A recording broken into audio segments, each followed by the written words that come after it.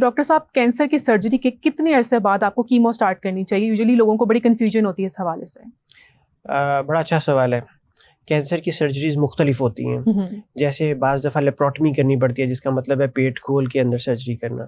بعض دفعہ چھوٹی سی سرجری ہوتی ہے جن میں بہت چھوٹا سا انسیجن دے کے ایک چیز نکال لی جاتی ہے. اس کی ہیلنگ پہ ڈپینڈ کرتا ہے، مریض کے ریزروز پہ ڈپینڈ کرتا ہے. ایک مریض اولڈ ایج میں ہے، ایک ارلی ایج میں ہے، اور کتنی جلدی ہیلنگ ہو جاتی ہے. لیکن عام طور پہ اگر مریض کو یہ ہم تجویز دیں کہ اس کینسر کی سرجری کے بعد 2 سے 3 ہفتے کے اندر ہمیں نیکسٹ اسٹیپ آف تھیراپی پہ چلے جانا چاہیے، تو یہ ایک اچھی اسٹیٹمنٹ ہوئے گی.